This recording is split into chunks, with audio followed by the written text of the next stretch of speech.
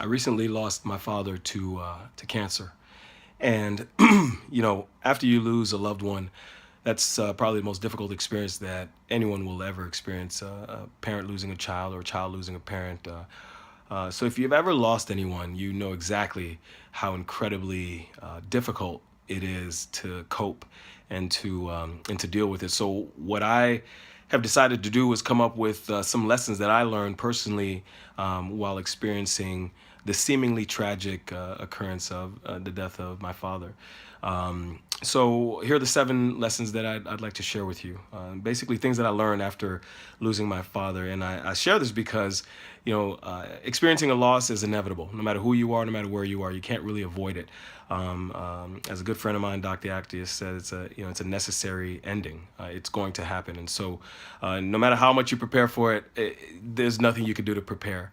So I just wanted to share 7 lessons that I learned that hopefully that it can help you. The first one is call and visit your folks as often as you can.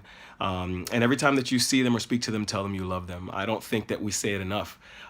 Usually those 3 words are reserved for personal relationships, but it's critically important to let people that you know that you love, let them know that you love them.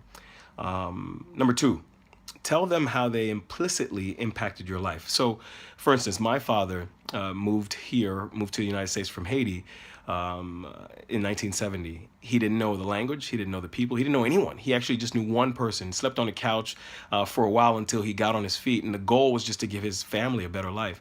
Had it not been for my father, I seriously doubt that my 9 brothers and sisters and I would have experienced any level of success. We certainly owe it to him. The next lesson I learned was live life to the fullest.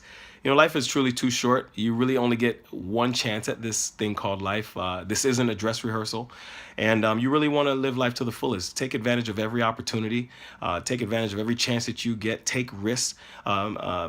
Calculated in some cases, but some uncalculated risks. Just take risks, jump. You never know if you're going to fall on a bed of thorns or a bed of pillows until you jump. So you have to jump and take a leap. My father certainly lived life to the fullest. He was blessed to be on this earth for 73 years, and I have a little brother who's 8. Number 4, follow your dreams, no matter how crazy they may seem to everyone else. This is serious. Your dreams are the only thing that can link you from now to infinity. You only have that. You can only hold on to that. There are going to be folks who come into your life to tell you that you cannot do something. My father's dream was to come to America to give his family a better life, and he would stop at nothing to do that, and he accomplished that. So one of the things that I understand is that our time here is limited. It really is, and so the beginning date and the end date are important, but what's most important is that dash in the middle and the impact that you've been able to make in the lives of those around you.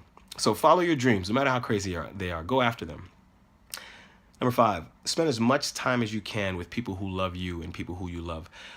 At the end of someone's life, one of the things that I've read and noticed is at the end of someone's life, no one's thinking about, man, I wish I would have worked a little longer. I wish I would have just done the overtime, or I wish I would have. No one's thinking about that. Everyone wants to be surrounded by loved ones. And so it's critically important to do that now. You don't have to wait at the end of your life to be surrounded by loved ones. Surround yourself by loved ones now, people who you love and people who love you. Because at the end of the day, honestly, that's all that matters. Everything else is details. Everything else is semantics. At the end of the day, the only thing that matters is family. Next one, honor someone's legacy by winning at life. I think that, of course, go through the process because it is truly a grieving process, but honor someone's legacy by living your best life, being your best self. That's how you can honor someone's legacy. I'm choosing to respond to this seemingly tragic event by being the best Joe Paul I can be, period. And honoring my dad because I have his name. And so bringing him a little more light and legacy to his name is one of the ways that I'll be honoring his legacy. And finally, which is a little taboo topic, but seek professional help.